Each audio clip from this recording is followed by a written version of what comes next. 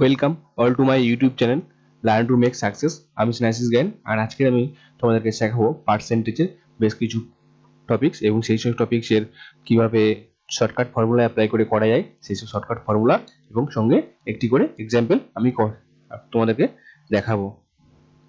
তো তোমাদের যদি ভালো লেগে থাকে তাহলে অবশ্যই লাইক, সাবস্ক্রাইব এবং শেয়ার করে দেবে।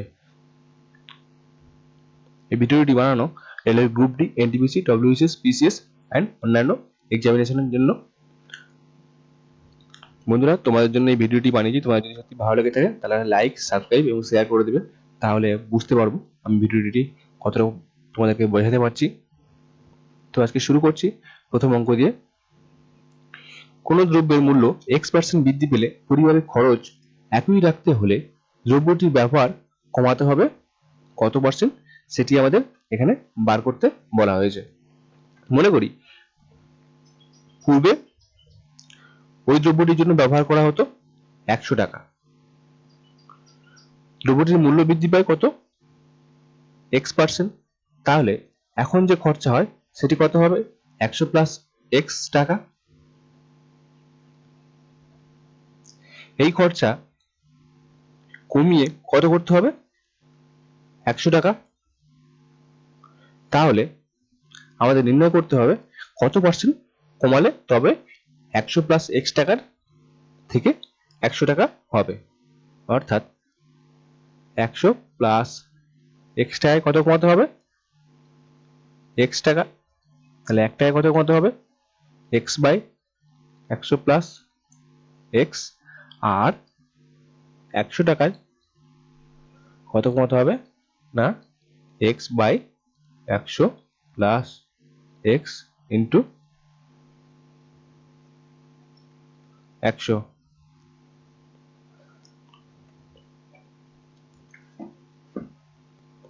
তাহলে কত পেলাম আমরা পেলাম এখানে ফাইনাল যে ফর্মুলা সেটি হলো X by 100 plus X into 100%। তাহলে এটাকে শর্টকাট হিসেবে মনে রাখতে গেলে কি করতে হবে, যে আমাদের কত কমাতে হবে, X টাকা কমাতে হবে। প্রথমে আমাদের 100 টাকা খরচা ছিল, তাহলে X টাকা বেড়ে গেছে। তাহলে যে X টাকা কমাতে হবে কতর মধ্যে, X টাকা কমাতে হবে 100 প্লাস X টাকার মধ্যে, ঠিক আছে। আর সেটাকে শতকরা হিসেবে প্রকাশ করতে হলে আমাদের 100 দিয়ে গুণ করতে হয়, তাই আমরা 100 দিয়ে গুণ করব, ঠিক আছে। তাহলে X টাকা কমাতে হবে কতর মধ্যে, 100 প্লাস X টাকার মধ্যে, ঠিক আছে। এই ফর্মুলা দিয়ে একটি আমরা অঙ্ক দেখে নেব। চিনির বাজার দাম 25% বৃদ্ধি পায়, একটি পরিবারের খরচা একই রাখতে চিনির ব্যবহার কমাতে হবে কত পার্সেন্ট, ঠিক আছে। তাহলে কত পার্সেন্ট বেড়েছে আমাদের এখানে, X সমান কত আছে, 25, 25 টাকা, 25% বৃদ্ধি পেয়েছে। যদি খরচা পরিবারের আগে 100 টাকা হতো তাহলে এখন কত খরচা হয়, 100 প্লাস X, অর্থাৎ 100 প্লাস 25 টাকা, ঠিক আছে। তাহলে এর মধ্যে কত কমাতে হবে, এর মধ্যে কমাতে হবে কি 25 টাকা, তাহলে কত হবে, 100 টাকা হবে, ঠিক আছে। তাহলে ফর্মুলা অনুযায়ী 25 টাকা কমাতে হবে 125 টাকার মধ্যে ইন্টু 100, সেটা পার্সেন্টেজে প্রকাশ করতে হলে 100 দিয়ে গুণ করতে হবে। তাহলে 25 5 125, 5 20 100। তাহলে 20% আমাদের চিনি ব্যবহার কমাতে হবে। তাহলে 25% বৃদ্ধি পেয়েছিল বাজার দাম, তার জন্য আমাদের 20% কমাতে হবে, ঠিক আছে। তাহলে আমরা পরের টপিকসে আসছি। এখানে বলা হয়েছে কোনো দ্রব্যের মূল্য X% হ্রাস পেলে পরিবারের খরচা না কমিয়ে দ্রব্যটির ব্যবহার বৃদ্ধি করতে হবে কত পার্সেন্ট। তাহলে একই রকম ভাবে আমরা যদি প্রথমে ধরি চিনির বাজার দাম 100 টাকা, মানে ওই পরিবারে চিনির জন্য ব্যবহার করা যদি 100 টাকা যদি ব্যবহার করা হয়, তাহলে X% হ্রাস পেয়েছে। তাহলে এখন চিনির বাজার দাম ওই পরিবারের খরচা কত হয়েছে, 100 মাইনাস X টাকা। এটি হ্রাস পেয়েছে কতর মধ্যে, এটি হ্রাস পেয়েছে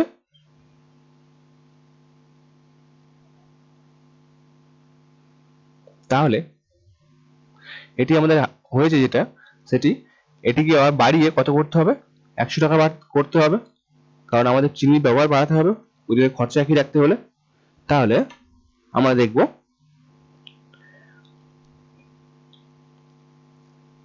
তাহলে এর মধ্যে কত টাকা বাড়াতে হয়েছে, x টাকা বাড়াতে হয়েছে।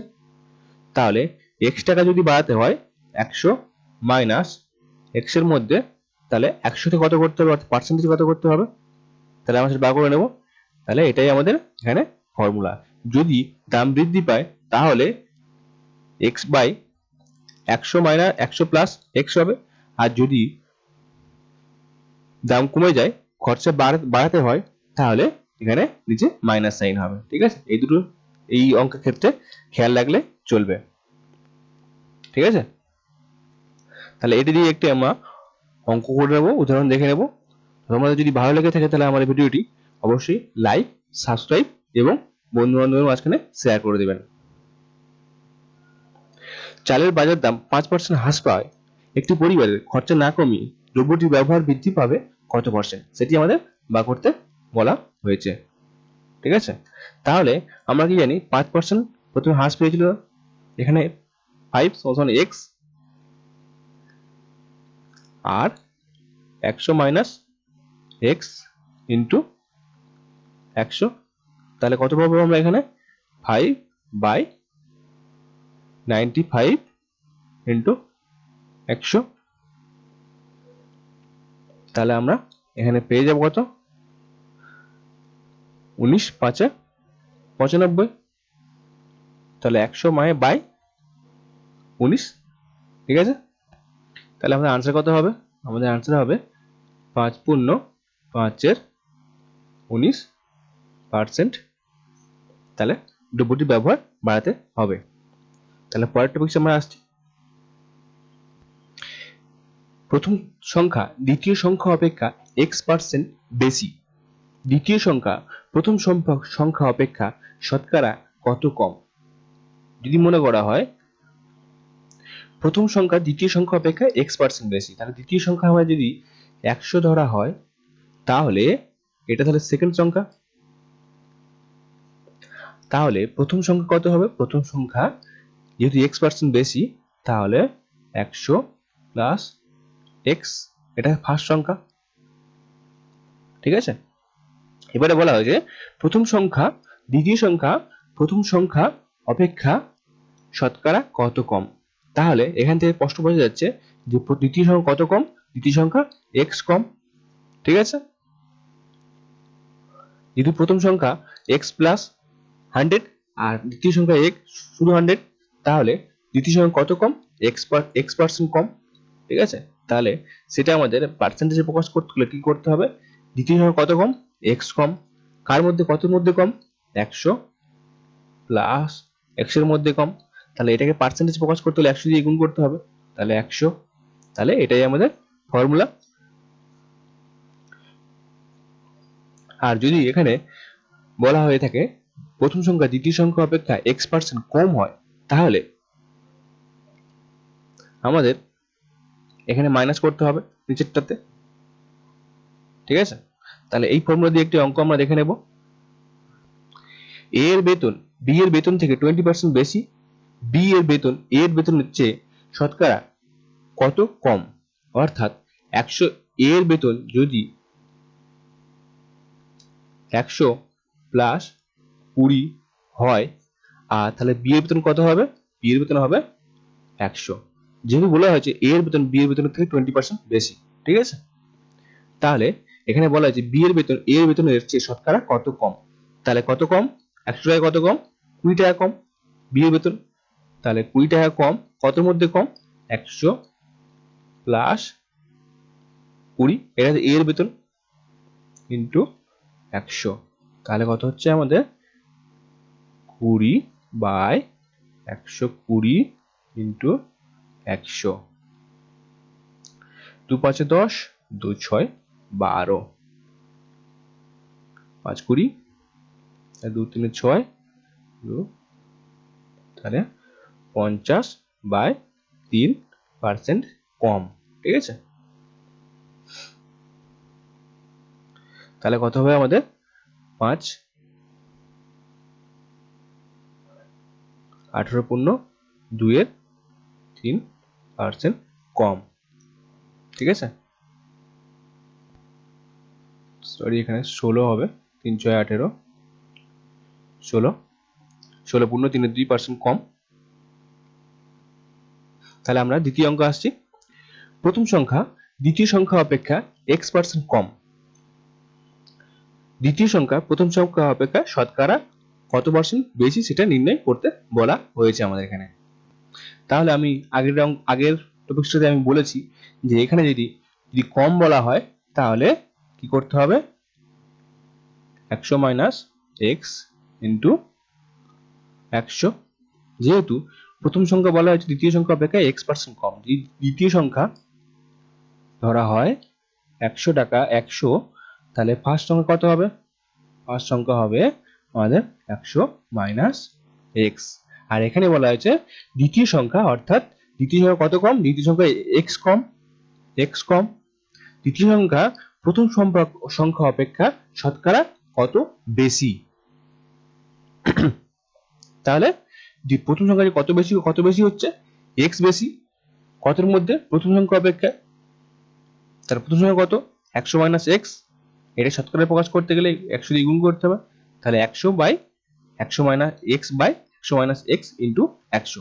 ঠিক আছে, তাহলে এই ফর্মুলা দিয়ে আরো একটি অঙ্ক আমরা দেখে নেব, তাহলে আমাদের বুঝতে সুবিধা হবে। আর তোমাদের যদি ভালো লেগে থাকে আমার এই ভিডিওটি, তাহলে অবশ্যই লাইক, শেয়ার এবং সাবস্ক্রাইব করে দেবে। এ এর বেতন বি এর বেতন অপেক্ষায় 25% কম। অর্থাৎ বি এর বেতন যদি আমরা ধরি 100 টাকা, তাহলে এ এর বেতন কত হবে, এ এর বেতন 100 মাইনাস 25, অর্থাৎ 25টা আমাদের এক্স। তাহলে এখানে বলা হয়েছে এ এর বেতন হচ্ছে বি এর বেতন, এ এর বেতন হচ্ছে শতকরা কত বেশি। তাহলে বি এর বেতন কত টাকা বেশি হচ্ছে, বি এর বেতন বেশি হচ্ছে 25 টাকা। কতর মধ্যে, এ এর বেতন হচ্ছে, তাহলে 25 বাই 100 মাইনাস 25 ইন্টু 100, শতকরায় প্রকাশ করতে গেলে তাহলে কত হচ্ছে এখানে 25 বাই 75 ইন্টু 100, তাহলে 25 3 75, তাহলে কত পাচ্ছি আমরা 100 বাই 3, 100 বাই 3 করলে কত হচ্ছে আমাদের 33 পূর্ণ 1 3।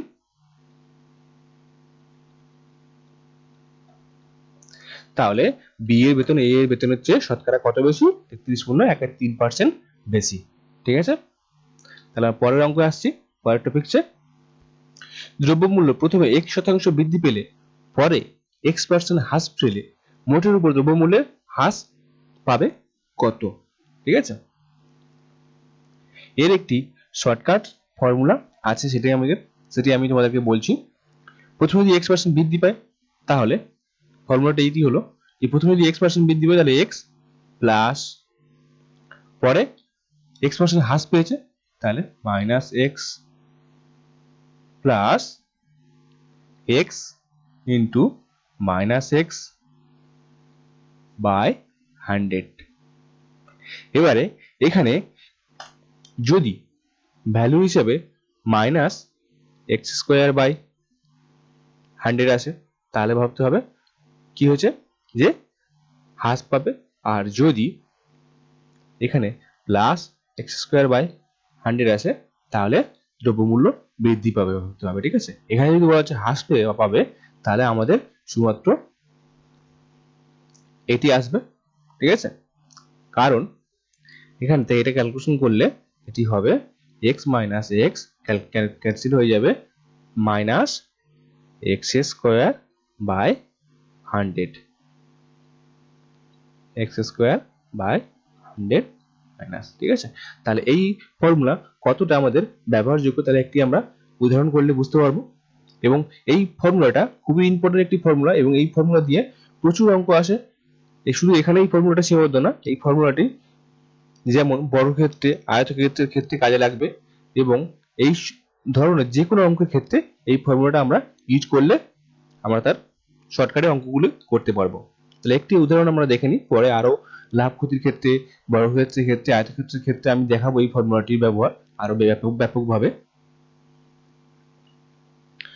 একটি সংখ্যাকে প্রথমে 12% বাড়িয়ে পরে 12% হ্রাস করা হলে মোটের উপর সংখ্যাটি হ্রাস পাবে। অর্থাৎ এখানে যেহেতু হ্রাস পাবে বলা হয়েছে, তাহলে -12 × 12/100। তাহলে কত হচ্ছে? 12 কত হয়? 100 - 144/100। ঠিক আছে? তাহলে মোটের উপর কত পার্সেন্ট হ্রাস পাবে? মোটের উপর যেটা হ্রাস পাবে -1.44%। ঠিক আছে?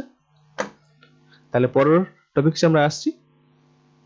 আরো একটা কথা বলে দিই তোমাদেরকে, এখানে মাইনাসের চিহ্নের মানে হচ্ছে আমাদের হ্রাস পাবে। এখানে যদি প্লাস চিহ্ন আসে কোনো রকম প্রকারে, অর্থাৎ সেগুলো আমি পরে দেখাবো, আমি এখন তোমাদেরকে বলছি না। এখানে যদি প্লাস চিহ্ন আসে তাহলে কিন্তু বৃদ্ধি পাবে। ঠিক আছে? এটা হচ্ছে খেয়াল রাখবে, এখানে মাইনাস চিহ্ন এসে মানে হ্রাস পাইছে। তাহলে আমরা পরের টপিকসে আসছি।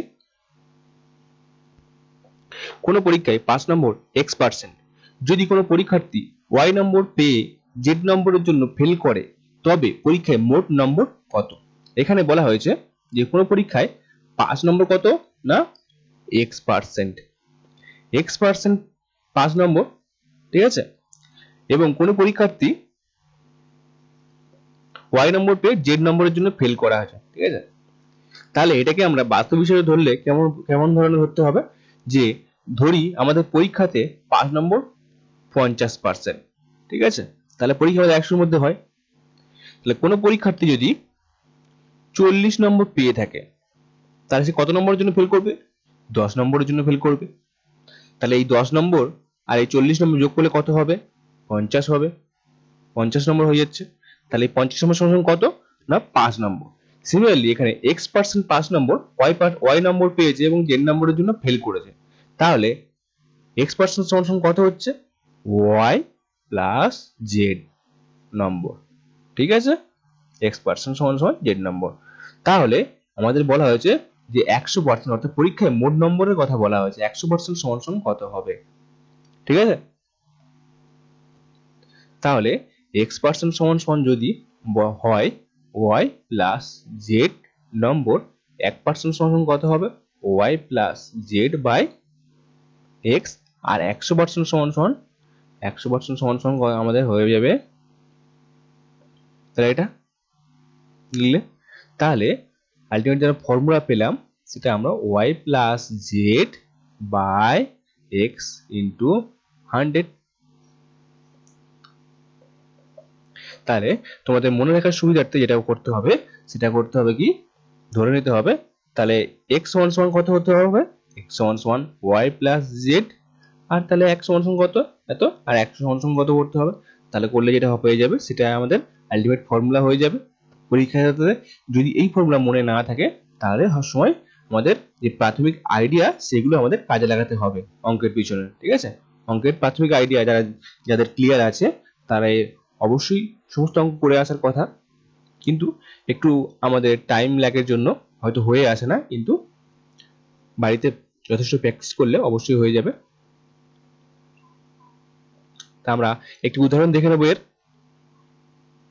কোনো পরীক্ষায় 5 নম্বর 16%, কোনো পরীক্ষার্থী 55 নম্বর পেয়ে 25 নম্বরের জন্য ফেল করে, পরীক্ষায় মোট নম্বর কত?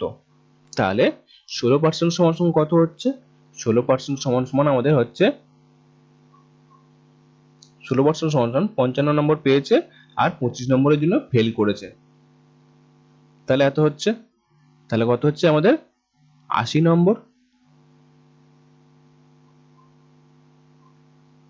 ঠিক আছে? তাহলে 1% সমান কত হবে? 80/16, আর 100% সমান কত হবে? আমাদের সেটা দেখে নিতে হবে। 80/16 100। তাহলে 4 4 16, 4 25 80, আর এদিকে 4 20 80। তাহলে 20 5 কত হবে? 500 নম্বর। তাহলে পরীক্ষায় মোট নম্বর কত? 500 নম্বর।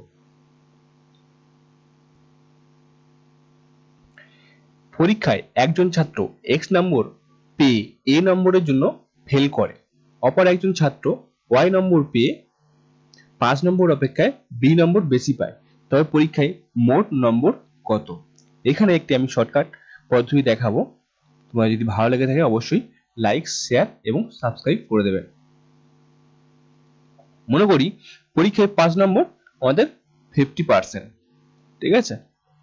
তাহলে প্রথম যে পরীক্ষার্থী সে পেয়েছে x%, তাহলে x% যদি এই পর্যন্ত হয়, ফেল করেছে তাহলে 50% নাম্বার সে পেতে পারেনি, তাহলে ফেল করেছে, সে এসেছে, তার নাম্বার এসেছে এই পর্যন্ত। আর অপর একজন ছাত্র যে পাস করেছে 5 নম্বর অপেক্ষায় b নম্বর বেশি পেয়েছে, ঠিক আছে? তাহলে তার নম্বর হয়ে যায়, যদি এই পর্যন্ত আসে, অর্থাৎ এখানে y% আর এখানে x%। তাহলে দ্বিতীয় জন যে সে b নম্বর বেশি পেয়েছে, ঠিক আছে? আর a নম্বর কম পেয়েছে, ঠিক আছে? তাহলে ওই দুজন ছাত্রের মধ্যে নাম্বারের পার্থক্য বার করতে গেলে কি করতে হবে? কারণ b জন পেয়েছে এখান থেকে এই পর্যন্ত, আর a জন পেয়েছে এখান থেকে এই পর্যন্ত। তাহলে কি করতে হবে? নাম্বারের পার্থক্য বার করতে গেলে কি করতে হবে? তাহলে y minus x করতে হবে। এটা আমাদের পার্সেন্টেজের বিয়োগ হলো। তাহলে নাম্বারের বিয়োগ করতে গেলে কি করতে হবে? y minus x করতে হবে। আর নাম্বারের পার্থক্য দুজনের মধ্যে কত পার্সেন্ট টোটাল যে ডিফারেন্স সেটা বার করতে হলে কি করতে হবে? তাহলে a প্লাস b করতে হবে। কারণ এখান থেকে এই পর্যন্ত ডিসটেন্স a আর এখান থেকে এই পর্যন্ত ডিসটেন্স b, ঠিক আছে? বোঝা গেল? তাহলে y minus x% সমান সমান a plus b নম্বর হয়। তাহলে এবারে আমরা লিখতে পারি কি y minus x% সমান সমান কত হয়েছে নাম্বার? a plus b। তাহলে 1% সমান সমান কত হবে? a plus b by y minus x। আর 100% সমান সমান কত হবে?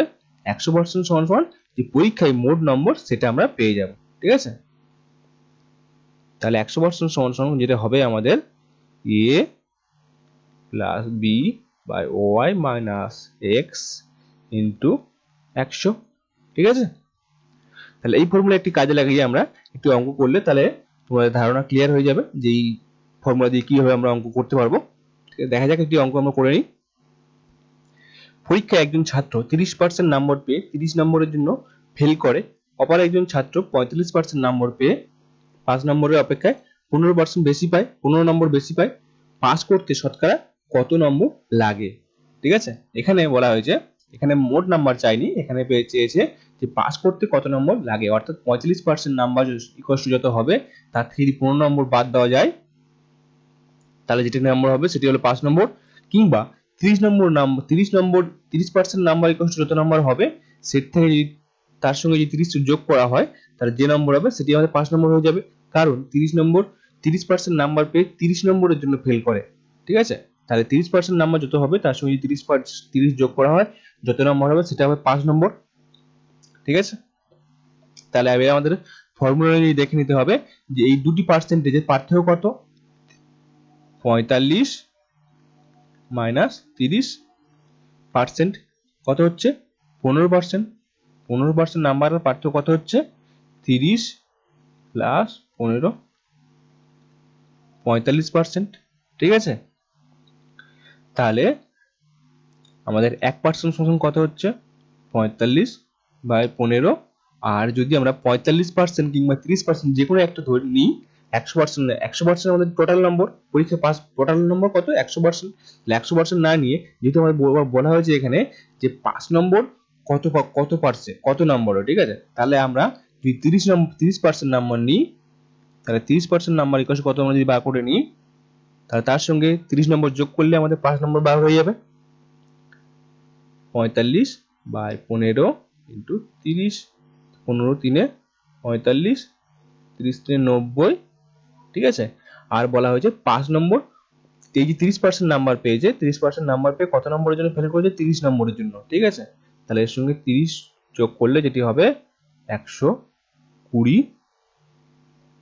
নম্বর। তাহলে পরীক্ষায় 5 নম্বর কত? 120 নম্বর, ঠিক আছে? আমরা পরের একটি টপিকসে আসছি। এখানে শুধু 5 নম্বর চেয়েছে, যদি আমাদের মোট নম্বর চাইতো তাহলে এখানে 30 এর জায়গায় আমরা 100 করতাম। ঠিক আছে, 30 এর জায়গায় 100 করলে আমরা পেয়ে যেতাম মোট নম্বর। আর এখানে যদি আমরা 45 করতাম, 45% করতাম, তাহলে আমাদের এই যে নম্বর হতো তার থেকে আমাদের 15 নম্বর বিয়োগ দিলে যে নম্বর পেতাম সেটি আমাদের 5 নম্বর হয়ে যেত। ঠিক আছে, তাহলে আমরা এরপরে পরের টপিকসে আসছি। এখানে যে টপিকসটা আছে সেটি হলো আয়তক্ষেত্র ও বর্গক্ষেত্রের ক্ষেত্রফল হ্রাস বা বৃদ্ধির হার নির্ণয় করা। ঠিক আছে, তাহলে আগে আমি একটি পদ্ধতি দেখিয়েছি, একই রকম পদ্ধতি আরো একটি এখানে দেখাবো। এখানে বলা হয়েছে একদিকের বাহু a% বৃদ্ধি,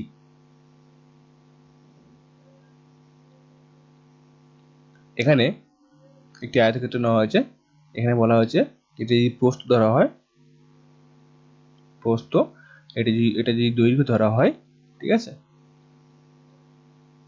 দৈর্ঘ্য ধরা হয়, তাহলে একদিকের বাহু অর্থাৎ এদিকে যদি a% কমে আর এদিকে যদি এদিকে যদি a% বৃদ্ধি পায় আর এদিকে যদি b% হ্রাস পায়, তাহলে ক্ষেত্রফল হ্রাস বা বৃদ্ধি পাবে, সেটাই আমাদের নির্ণয় করতে হবে। তাহলে এই একটি সহজ ফর্মুলা আমি আগেও দেখিয়েছি আর এখনো দেখাচ্ছি যে এই একটি সহজ ফর্মুলা, যেটা a% বৃদ্ধি পেয়েছে তাহলে প্লাস a প্লাস অন্যদিকে বাহু b% হ্রাস পেয়েছে। ঠিক আছে, তাহলে হ্রাস বলতে minus plus a into b, অর্থাৎ plus a into minus b by 100, যত হবে সেটাই আমাদের অ্যান্সার হবে।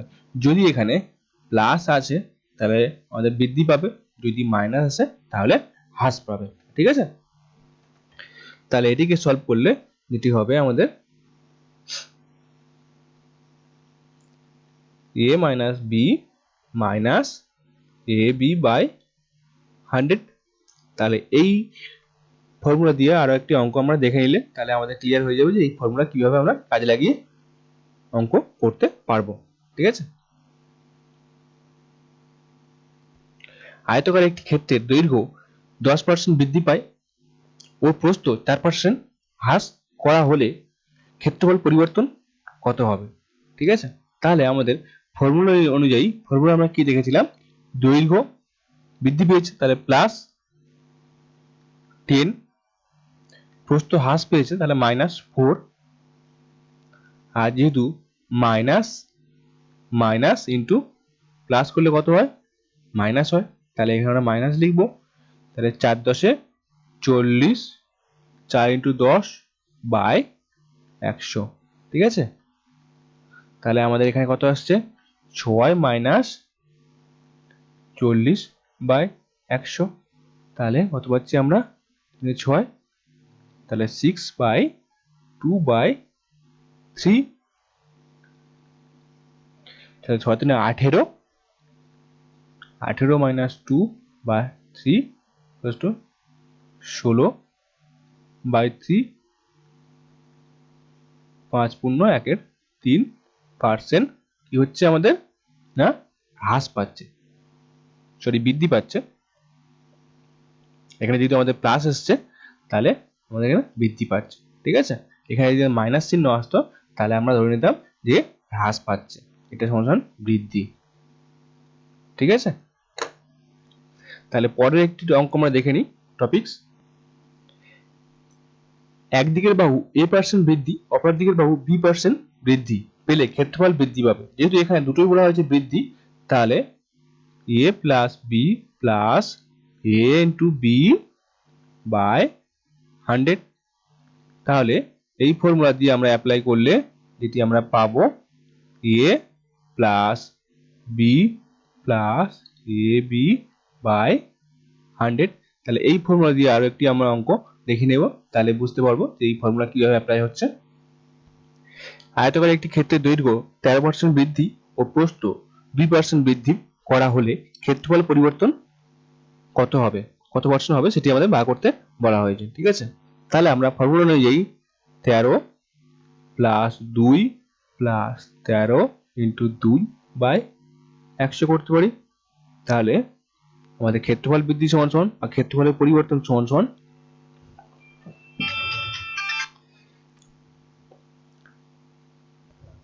তাহলে এটাকে আমরা ক্যালকুলেশন করলে কি পাবো 15 প্লাস 26/100 তাহলে কত পাচ্ছি আমরা 15 প্লাস 13/50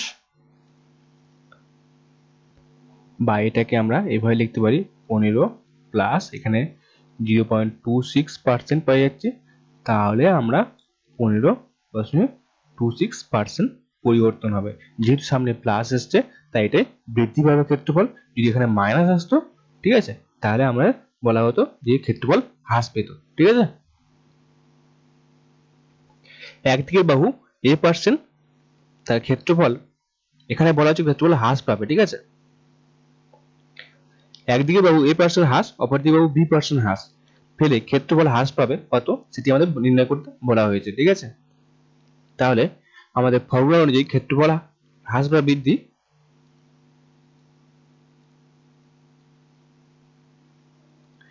পরিবর্তন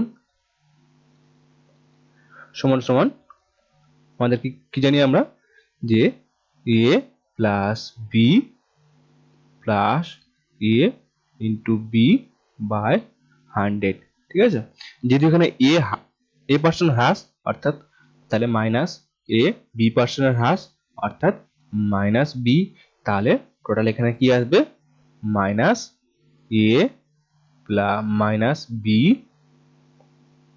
মাইনাস ab বাই 100 ঠিক আছে তাহলে এখানে যে আলটিমেট একটি মাইনাস আসবে এর মানে হচ্ছে যে ক্ষেত্রফল হ্রাস পাবে ঠিক আছে সেটাই আমরা যদি এখানে ডাইরেক্ট বলে দেওয়া যায় ক্ষেত্রফল হ্রাস তাহলে এই মাইনাসটা এখানে আমরা তুলে দিলে যেটি হবে দাঁড়াবে আমাদের a plus b minus ab by 100 ঠিক আছে তাহলে এই ফর্মুলা দিয়ে একটি আমরা অঙ্ক করে নেব আয়তকার একটি জমির দৈর্ঘ্য 15% হ্রাস ও প্রস্থ 8% হ্রাস করা হলে ক্ষেত্রফল পরিবর্তন কত হবে অর্থাৎ ক্ষেত্রফল কিন্তু এখানে হ্রাস পাবে ঠিক আছে অর্থাৎ ক্ষেত্রফলের পরিবর্তন তাহলে 15 প্লাস 8 মাইনাস 15 ইন্টু 8 বাই 100 ঠিক আছে 8 15 23 মাইনাস এখানে আমাদের গুণ করলে বলা যায় তাহলে আমরা এখানে কি পাচ্ছি 23 মাইনাস 1.2 তাহলে 21.8% আমাদের হ্রাস পাবে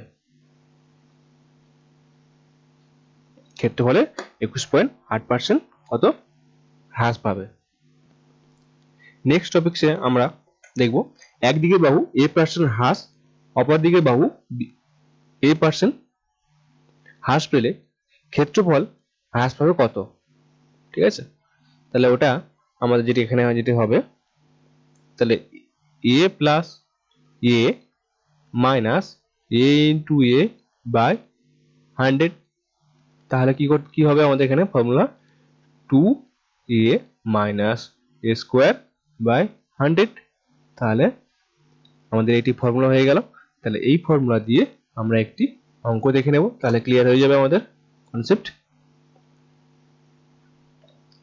আয়তকার একটি ক্ষেত্র দৈর্ঘ্য 12% হ্রাস ও প্রস্থ 12% হ্রাস করা হলে ক্ষেত্রফল হ্রাস পাবে ঠিক আছে তাহলে আমরা ফর্মুলা কি দেখেছিলাম ফর্মুলা দেখেছিলাম 2a minus a square by 100 2a কত হচ্ছে 24 মাইনাস 144 12 স্কোয়ার 144 100 তাহলে 24 মাইনাস 1.44 ঠিক আছে তাহলে এটাকে আমরা করলে তাহলে এটাকে আমরা ক্যালকুলেশন করলে যেটি আসবে 22.56% হ্রাস পাবে ক্ষেত্রফল তাহলে 22.56% হ্রাস পাবে ঠিক আছে তাহলে পরের টপিক আমরা দেখব এখানেও একদিকের বাহু a% বৃদ্ধি, অপর দিকের বাহু a% বৃদ্ধি পেলে ক্ষেত্রফল বৃদ্ধি পাবে। ঠিক আছে, তাহলে ফর্মুলা অনুযায়ী আমরা যদি লিখি তাহলে a plus a into a by 100, তাহলে কত হবে আমাদের 2a plus a square by 100। তাহলে এই ফর্মুলা দিয়ে এটি হবে কত, ক্ষেত্রফল বৃদ্ধি, পার্সেন্টেজ অফ ক্ষেত্রফল বৃদ্ধি। ঠিক আছে, এটা কিভাবে বাড়ালো, যে পার্সেন্টেজ অফ ক্ষেত্রফল বৃদ্ধি। তাহলে এই ফর্মুলা দিয়ে একটু আমরা অঙ্ক দেখে নেব। আর তোমাদের যদি ভালো লেগে থাকে তাহলে আমার এই চ্যানেলটিকে অবশ্যই লাইক, সাবস্ক্রাইব এবং শেয়ার করে দেবে, তাতে আমি তোমাদের জন্য আরো পরবর্তীকালে আরো ভালো ভালো ভিডিও আনতে পারবো, যাতে রেলের এনটিপিসি এবং গ্রুপ ডি তে সবাই 100% অঙ্ক করে আসার চেষ্টা করো। জানি 100% হবে না, হয়তো যদি 35খানা অঙ্ক থাকে তাহলে একটা অঙ্ক হয়তো ছেড়ে আসতে হবে, কিংবা একটা অঙ্ক হয়তো টাইমের অভাবে করা যাবে না, তাও তোমরা প্রতিটি অঙ্ক নিজে থেকে করতে পারবে। আয়তকার ক্ষেত্রে একটি দৈর্ঘ্য 31% বৃদ্ধি ও প্রস্থ 31% বৃদ্ধি করা হলে ক্ষেত্রফল বৃদ্ধি পাবে কত পার্সেন্ট? ঠিক আছে, তাহলে আমাদের ফর্মুলা অনুযায়ী 2 into a plus a square by 100, তাহলে ক্ষেত্রফল বৃদ্ধি হবে 62 প্লাস 31 স্কোয়ার বাই 100। তাহলে এটাকে আমরা 31 স্কোয়ার করলে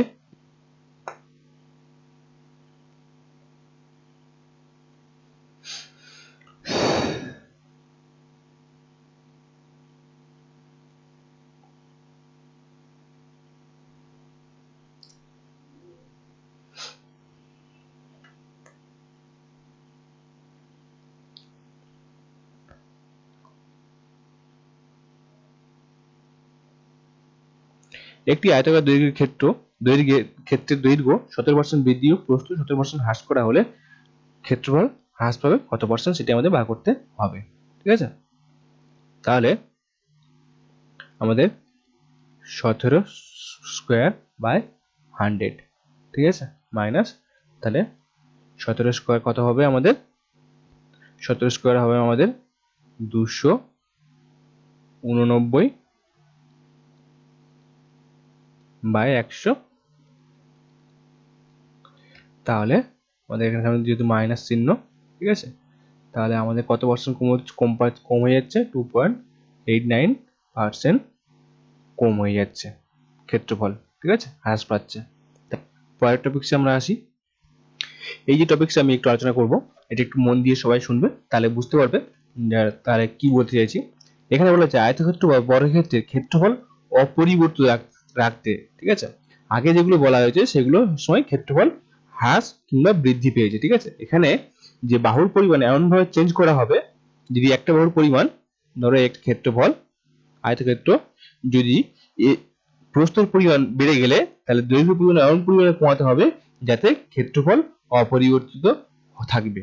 ঠিক আছে, তাহলে সেই রকম ভাবে করতে গেলে আমাদের যে ফর্মুলা সেটির একই রকম ফর্মুলা হয়ে যাবে, যেটি আমরা দেখেছিলাম প্রথমে। বাজার দর বৃদ্ধি পেলে দ্রব্যের পরিমাণ কি পরিমাণ কমাতে হবে, এবং বাজার দর হ্রাস পেলে দ্রব্যের পরিমাণ কি পরিমাণ বৃদ্ধি পাবে, একই রকম খরচা রাখতে হলে সেই ফর্মুলার কাছাকাছি আমরা দেখব, অর্থাৎ সেই ফর্মুলাই আমরা অ্যাপ্লাই করব এখানে।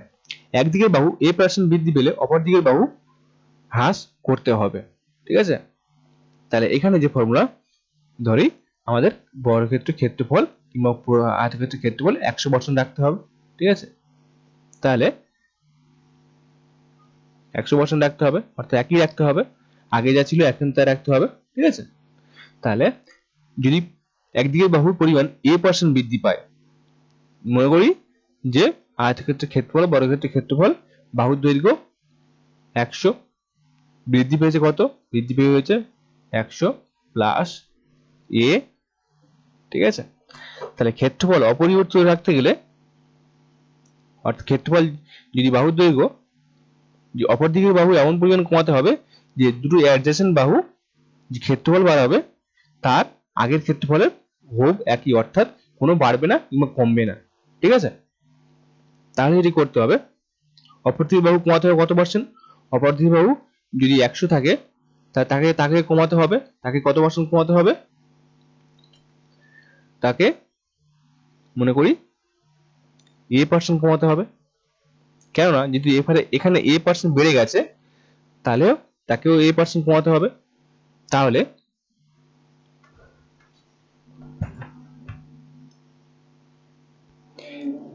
a% হ্রাস করতে হবে, কেননা যেহেতু এখানে a% বেড়ে গেছে।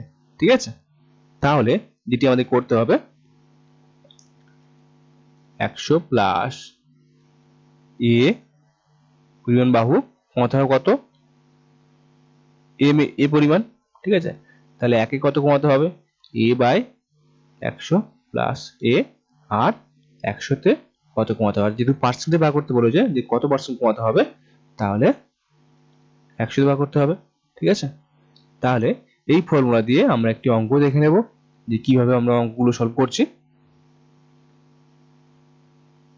আয়তাকার একটি জমির দৈর্ঘ্য 20% বৃদ্ধি পেয়ে পায়, ক্ষেত্রফল অপরিবর্তিত রাখতে প্রস্থ হ্রাস করতে হবে। অর্থাৎ ক্ষেত্রফল অপরিবর্তিত রাখতে গেলে, অর্থাৎ আগের নিয়মের মতো যেখানে আমরা দেখেছিলাম চিনির দাম বেড়ে গেছিল কিন্তু বাজার দর একই রাখতে, অর্থাৎ পরিবারের খরচা একই রাখতে হলে চিনির পরিমাণ কমাতে হবে। একই রকম অঙ্ক এখানে একটি 20% কমাতে হবে, অর্থাৎ 20টা হচ্ছে a, তাহলে 20 কতর মধ্যে কমাতে হবে, 100 প্লাস 20, তাহলে এটা পার্সেন্টেজে প্রকাশ করতে গেলে 100 গুণ করতে হবে। তাহলে 20/100, 20 ইন্টু 100। ঠিক আছে, 20 5 20 6 এখানে কেটে দিলাম, তাহলে 2 6 12, আর 50/3, তাহলে কত হচ্ছে আমাদের 16.2-3%। প্রস্থ হ্রাস করতে হবে, দৈর্ঘ্য যদি 20% বৃদ্ধি পায় তাহলে প্রস্থ 16.2-3% হ্রাস করতে হবে। ঠিক আছে, আমরা পরের টপিকে আসছি। তাহলে একদিকের বাহু a% হ্রাস পেলে অপর দিকের বাহু বৃদ্ধি করতে হবে। তাহলে একদিকের বাহু যেখানে আমাদের হ্রাস পেয়েছে, অর্থাৎ 100 ছিল, হয়েছে আমাদের 100 মাইনাস a, তাহলে কত পরিমাণ কমেছে, a পরিমাণ কমেছে একদিকে বাহু, তাহলে অপর দিকে বাহু কত পরিমাণ বাড়াতে হবে, a পরিমাণ বাড়াতে হবে। ঠিক আছে, এই পরিমাণ যে কমে গেছে একদিকে বাহু, অপর দিকে সেটা বাড়িয়ে ঘাটতি পূরণ করতে হবে এর সমান। ঠিক আছে, তাহলে সেটাকে পার্সেন্টেজ প্রকাশ করতে গেলে কি করতে হবে, যে a পরিমাণ বৃদ্ধি করতে হবে, বাই কতর মধ্যে বৃদ্ধি করতে হবে, 100 মাইনাস a ইন্টু 100। ঠিক আছে, তাহলে এই দুটো ফর্মুলা কিন্তু আমরা সেই আগে প্রথমে দেখেছিলাম চিনির বাজার দর বৃদ্ধি পেয়েছে কিংবা হ্রাস পেয়েছে, একই রকম।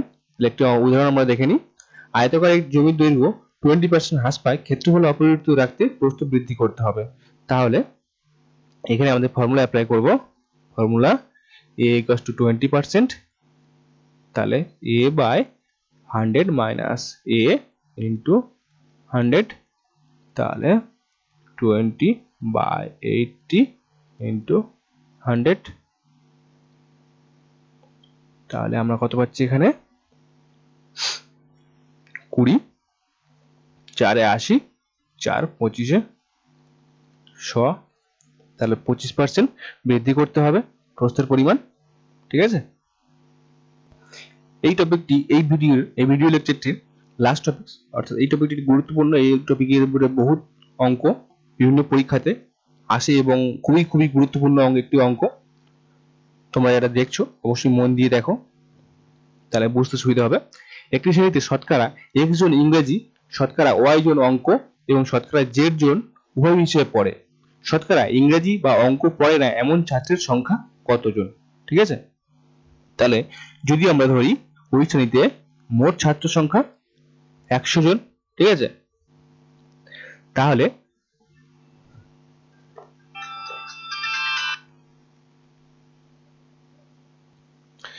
টোটাল যদি আমরা 100 জন ধরি, ঠিক আছে, তাহলে আমাদের ইংরেজিতে পড়ে কতজন, x জন,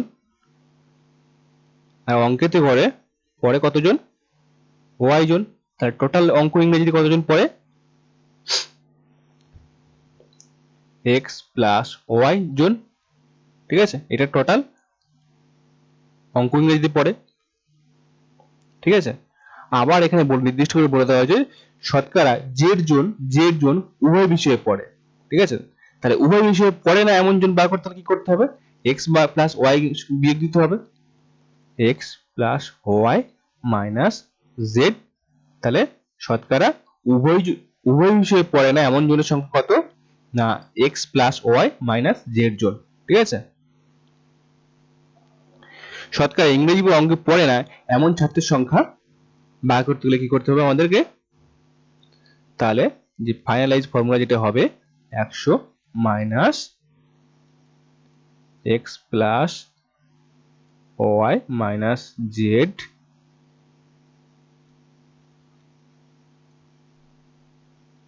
এই ফর্মুলা আমাদের ইউজ করতে হবে। তাহলে আমরা পেয়ে যাব শতকরা ইংরেজি অঙ্ক কিংবা ইংরেজি পড়ে না এমন ছাত্রের সংখ্যা। এটি একটি শর্টকাট টিপস, অনেক ডিটেলসে আছে, আমি সেগুলো দেখালাম না, তো এটাকে মনে রাখলেই শুধু হবে, ঠিক আছে। তাহলে প্রতি ক্ষেত্রে আমাদের সবসময় আলোচনা করতে হবে। তাহলে 100 জন, তাহলে অঙ্ক কিংবা ইংরেজি যতজন পড়বে আলাদা আলাদাভাবে সেটা যোগ করতে হবে, তাহলে এক্স প্লাস ওয়াই, ঠিক আছে। আর তার থেকে উভয় বিষয়ে পরে যেটা বলবে সেটাকে বিয়োগ করতে হবে জেড, সরি এখানে জেড। তাহলে এইভাবে আমরা একটি অঙ্ক করলে ক্লিয়ার হয়ে যাব কিভাবে কি করতে হবে। একটি শ্রেণীতে শতকরা 42 জন ইংরেজি, শতকরা 36 জন অঙ্ক এবং শতকরা 15 জন উভয় বিষয়ে পড়ে, শতকরা কতজন ইংরেজি কিংবা অঙ্কে পড়ে না, ঠিক আছে। তাহলে সেটা আমাদের বার করতে গেলে কি করতে হবে, তাহলে এটা এক্স, এটা ওয়াই, আর এটা যদি জেড ধরি তাহলে 100 মাইনাস 42 প্লাস 36 মাইনাস 15। তাহলে শতকরা অঙ্ক কিংবা ইংরেজিতে পড়ে না কতজন, এতজন। তাহলে এটাকে আমরা এই ক্যালকুলেশন করলে কি পাবো, 100 মাইনাস এদিকে পাচ্ছি আমরা 78 মাইনাস 15, তাহলে 100 মাইনাস, তাহলে শতকরা অঙ্ক ইংরেজিতে পড়ে না 37 জন আমাদের বার হয়ে গেল, ঠিক আছে। আমরা একটু পরের একটি উদাহরণ দেখবো এবং সেটি পরীক্ষাতে অনেক কমন আসে, আমি আগেও দেখেছি এবং আসার সম্ভাবনা আছে সামনের পরীক্ষাগুলোতে। বার্ষিক পরীক্ষায় একটি শ্রেণীতে 80 জন ছাত্রছাত্রী ইংরেজিতে পাস করে এবং 85 গণিতে পাস করে এবং 75 ছাত্রছাত্রী উভয় বিষয়ে পাস করে। যদি মোট 40 জন ছাত্রছাত্রী ফেল করে থাকে উভয় বিষয়ে, এখানে উভয় বিষয়ে হবে, উভয় বিষয়ে ফেল করে থাকে তাহলে ওই শ্রেণীতে ছাত্রছাত্রীর সংখ্যা কত। তাহলে ওই শ্রেণীতে ছাত্রছাত্রীর সংখ্যা নির্ণয় করতে গেলে আমাদের কি করতে হবে, 100 minus X plus Y minus Z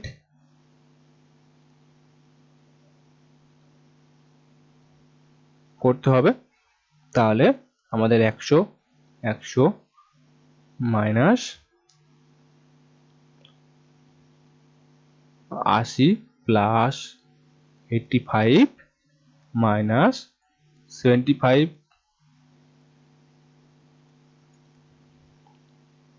তাহলে এটাকে ক্যালকুলেশন করলে আমরা ফার্দার পেয়ে যাব। তাহলে এখানে আমরা ধরলাম কি 80 কে আমরা x ধরলাম, 85 কে আমরা y ধরলাম, আর 75 কে উভয় বিষয়ে ছাত্রছাত্রী পাস করে তাহলে এটাকে z ধরলাম, ঠিক আছে। তাহলে আমরা দেখে নেব এইভাবে কত উত্তর আসছে, ঠিক আছে। সমান সমান 100 মাইনাস 90 10%, ঠিক আছে। এবারে বলা হয়েছে তাহলে ওই শ্রেণীতে মোট ছাত্রছাত্রীর সংখ্যা কত, ঠিক আছে। তাহলে 10% সমান সমান যদি 40 জন হয়, যদি মোট 40 জন ছাত্রছাত্রী উভয় বিষয়ে ফেল করে থাকে তাহলে ওই শ্রেণীতে মোট ছাত্রছাত্রীর সংখ্যা কত।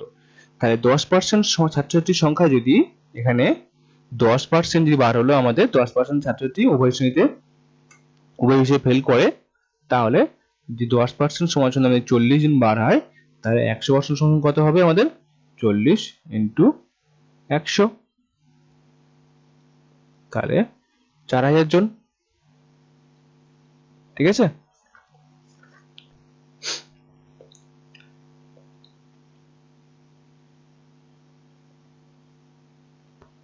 এখানে একটু গন্ডগোল হয়ে গেল,